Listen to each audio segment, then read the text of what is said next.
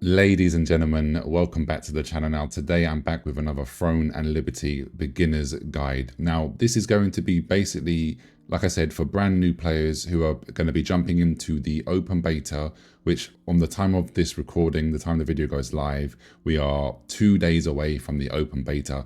And also, if you're watching this later on, and we're actually on the launch of Throne and Liberty, which is going to be September the 17th, 2024, these beginner tips will also help you, as well as for the beta and for the launch. So don't worry about that. If you're watching this after the open beta, these tips will still apply unless there has been some major changes from now and official launch for global release. But if there is, I will of course do another video just updating you guys and girls on the certain, said changes that will make a real difference for beginners. And I will, of course, link that video. Now, what do? So you've downloaded the game, you've hopped in, you've done your character creation, you're about to start your journey in Throne and Liberty.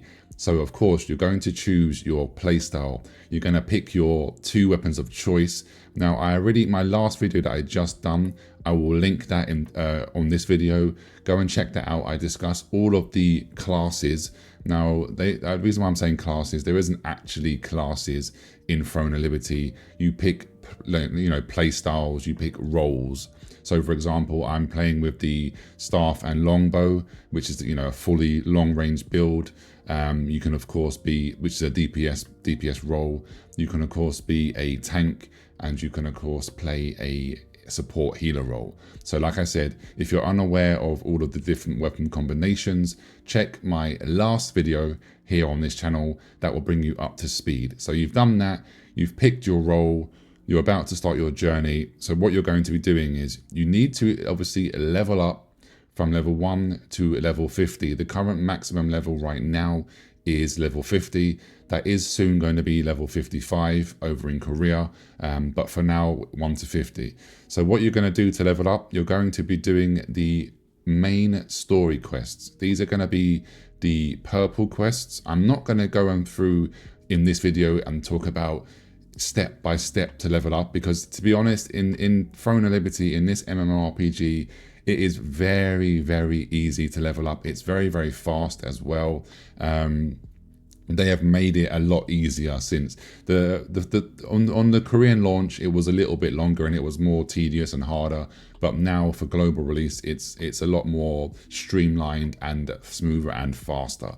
So basically, follow the purple quest, the main story quest. That's the most bang for your buck. What this game does though is it will level lock you. So what do I mean by that? Basically, you'll get to, say, I can't remember the exact level, but just say level 24. It will then say you're unable to continue the main story until you reach level 26. So what do? You might say, oh, what do I do from there? What you do is you go across to the exploration quest, so the blue quest. Think of these as side quests, right? So you go ahead, go onto your map, and then, for example, you just say you're level, what level, you're level 24, and you're trying to get to level 26. So you're going to look for the area, the territory area, which is slightly above you. So we're going to go ahead, I'm going to find you a level 26. So you don't want that. You don't want nesting grounds. So sandworm layer is going to be, too high. I think it's monolith. Yeah, so here, you're going to go to, for example, monolith, because you're level 24 and the mobs go up to level 27. So you're going to go ahead and do the exploration quests, for example, around this area to try and boost your level. So then you can get to level 26 and then you can continue doing the main story quest. Now you do have guild quests, and you do have what they call resistance contracts.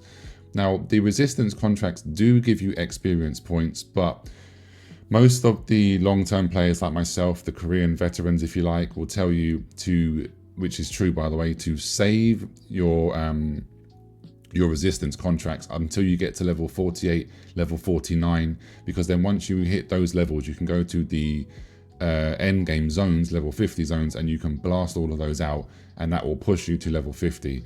Now, of course, you know, you can, no one's saying don't do them, but you can go ahead and do some of these. But basically just go between the main story quest, then the blue quest, and then if you feel that you want to do some, then you can chuck in a few resistance quests, a few contract quests, but just hover around these two most of the time.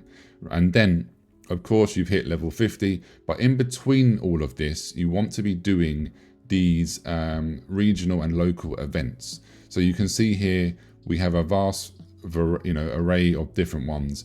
These will be the lowest ones here. The wolf hunting ones will be enabled within like an hour or two.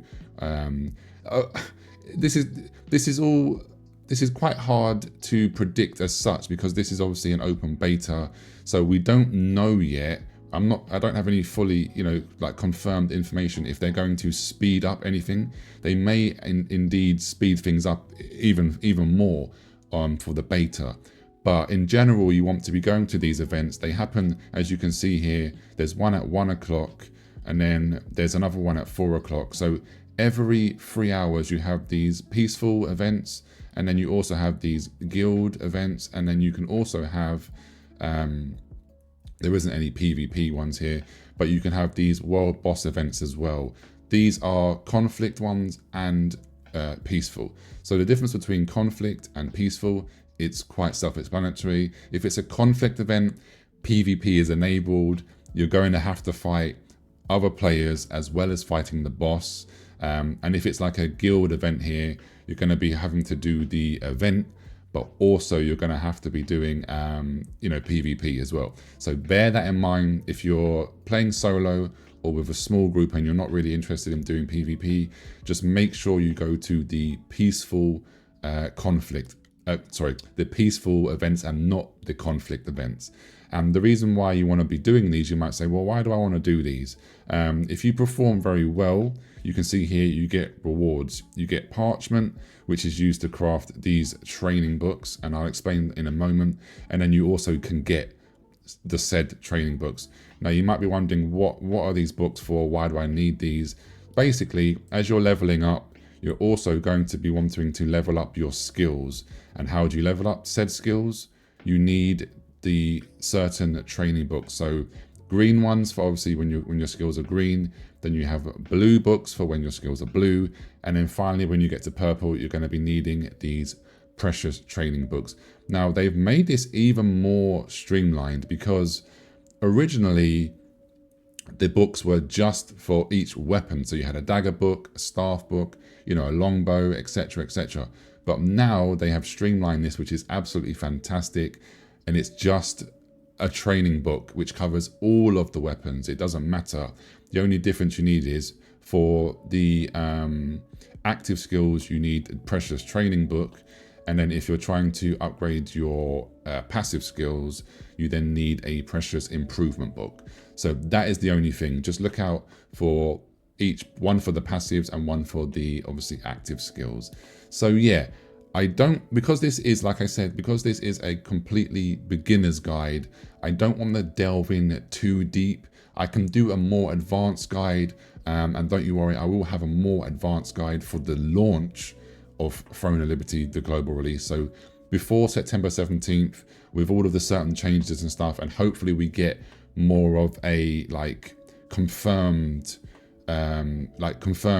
information from AGS, which patch possibly we're going to have. I will then be able to do a way more in-depth guide for the launch. But for the open beta, and like I said, even for launch, this is just the bare bones information that you need. There's a few little other things I will mention, is the fact that if I go to my inventory, you can see here I have a weapon which is level +9.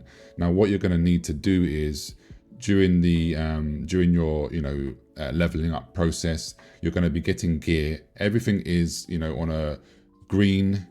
You go green, blue, and then purple. So for example, just ignore that this is purple for now. You're going to find, just say I have a green staff equipped and I want to obviously level up my staff.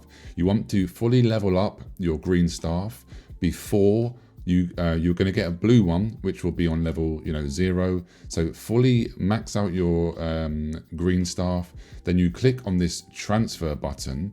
So you're going to click here, for example, and then here you will see, you click on the blue one, you equip the blue staff, and then you'll click here, and then you'll see the fully leveled green staff. You're going to click the fully leveled green staff, and it's going to take the experience points from the said green staff, and it's going to put it into your new blue staff. And then you rinse and repeat the process. So you're going to do the same thing. You're going to fully trait out your you're going to fully level your blue staff, and then when you get your purple one, you're then going to do the same process. You're going to transfer all of the experience points from the blue one into the purple one, and you do the same thing for all of the items of your gear. So as long as you remember that, if you don't, it's not the end of the world, but basically you're just going to lose experience points. You're going to lose materials. So the best solution is to do fully level it up, then transfer it. So just remember that. And if it's needed, I can do completely separate videos about traits, about transfers and stuff like that. But like I said, I'm going to try and do those sort of guides for the actual launch. The reason being is because the open beta is only 5 days long, and you're going to be, if you're brand new to the game, I mean, you might not even care about min-maxing, obviously, in the beta. To be honest,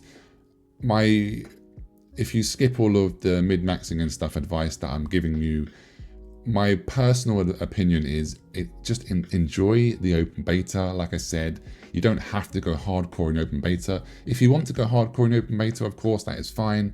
But if you're just going to be playing solo or jumping in with a few friends, make a little small guild, you just want to explore the beautiful world, then go ahead and do that over these 5 days and just enjoy yourself. Try some stuff out. Try some PvE instant dungeons. Try all of the events, and yeah, just have some fun. That is the end of the day. It's a game. Don't stress yourself out if you're not fully competitive and you don't want to be. Just enjoy yourself, relax, and have some fun, and then maybe go a little bit more hardcore when the game officially launches. So yeah, that's going to be it for today's beginner's guide. I just wanted to bring this to the channel. I did do a similar guide a while ago, but I just wanted to refresh it, and because there's going to be a lot more new players, because of course open beta is available on the consoles as well. So that's your Xbox X and S and your PlayStation 5. So I want to welcome all of the new console players that are going to finally be able to enjoy this wonderful game, and of course all of the brand new PC players who have never experienced this MMORPG. You're going to enjoy it, have some fun, and I'll see you in the next video. Take care, everybody. Peace.